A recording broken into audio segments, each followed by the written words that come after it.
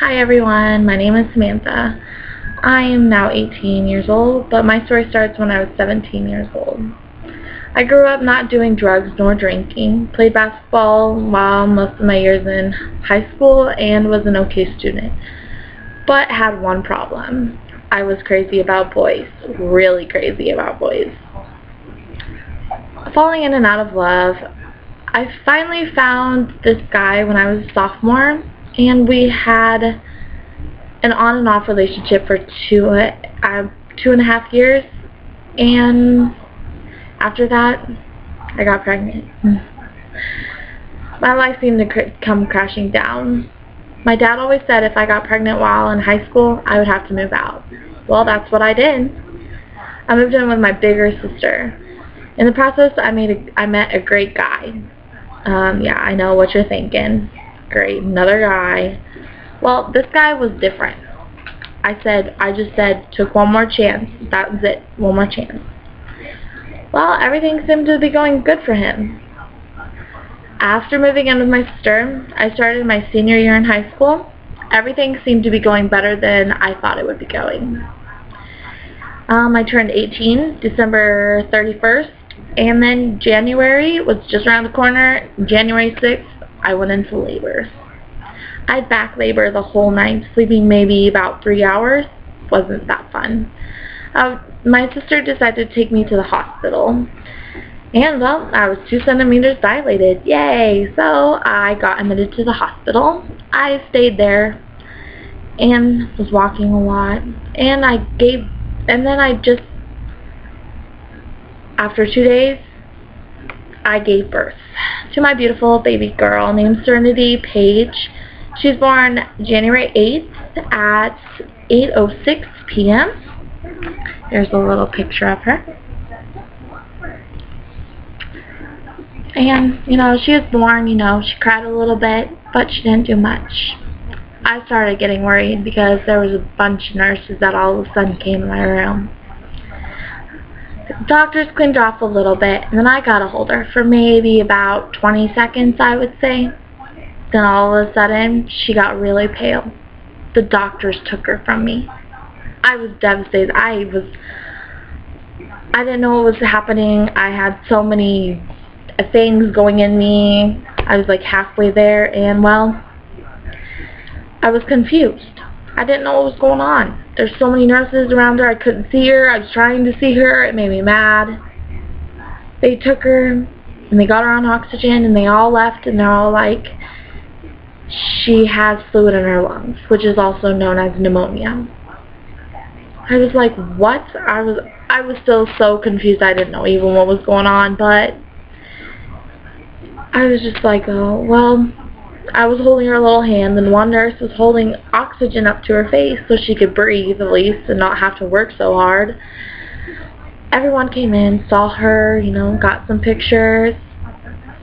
Well, and one guy came in, which was actually her biological father. Be surprised that he even came.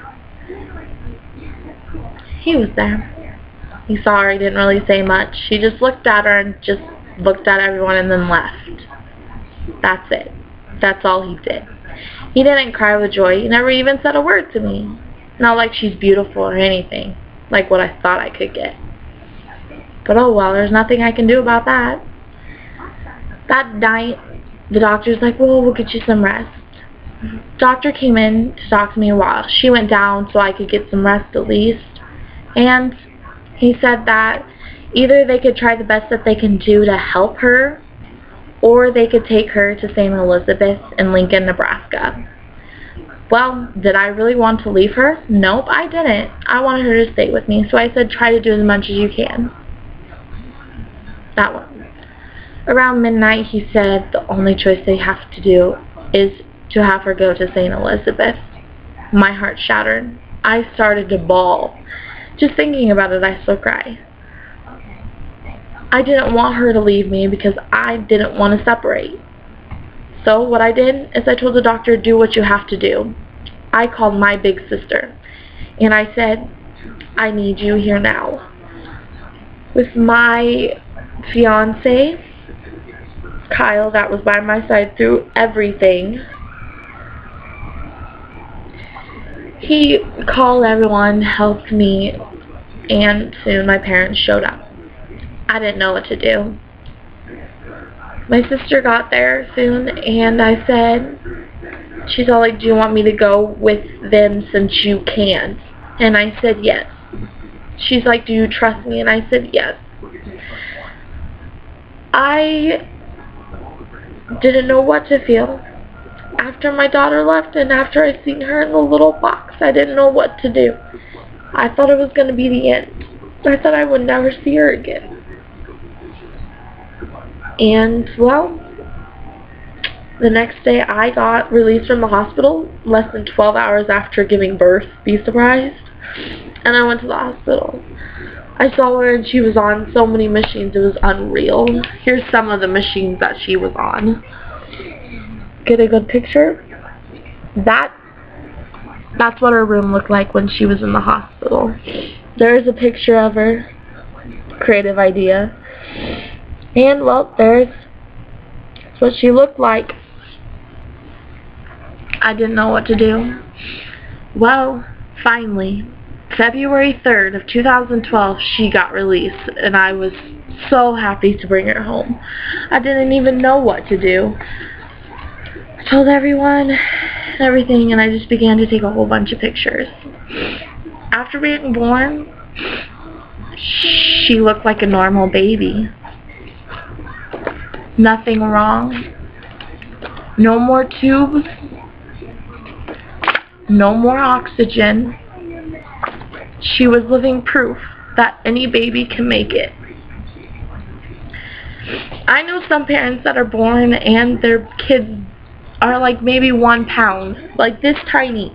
Mine wasn't. Mine was 7 pounds. She made it. And it still gets me. But you know what? Any mother that has their babies in the hospital with tubes or anything, don't give up. Because your baby can just be as happy as my baby is. She's now 5 months old and oh man, she is so happy. She kept me strong, I can say that. And if you keep your hope up, anything is possible. Because being in the middle of my senior year, I graduated. I walked down and I got my diploma. I celebrated with my class.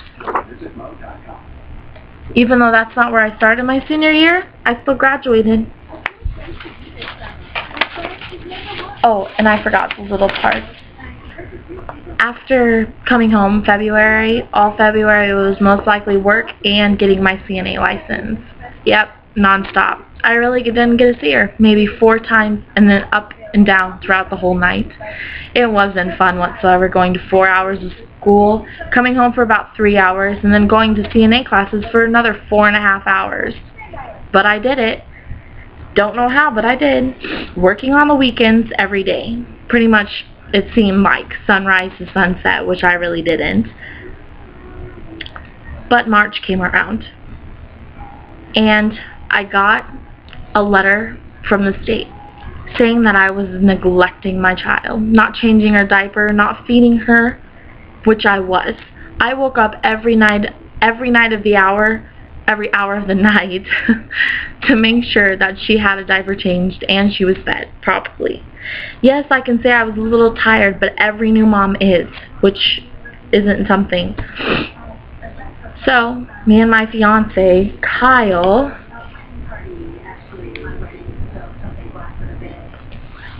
got our own apartment. And we currently still live there. I switched jobs from Burger King working there to Arby's being a full-time, working maybe 7 days a week. I finally said, you know, I'm going to try looking for a CNA job. I did.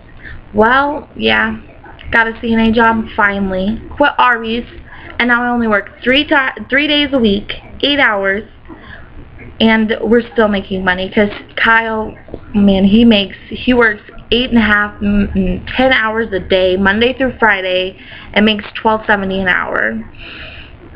Makes pretty good money. We're doing okay, and my daughter is obviously very perfect. She's the most precious little girl, and I'll show you.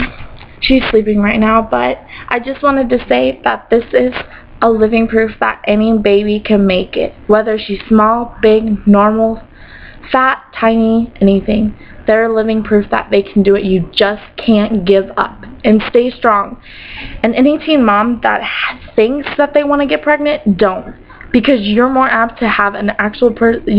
You won't even be able to take a baby that will have a Down syndrome, a birth defects.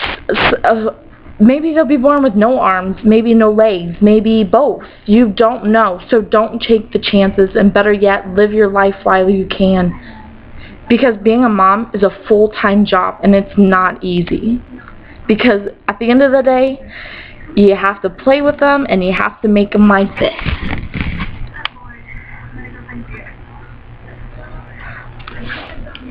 That's her, 5 months old. Well, thank you for watching.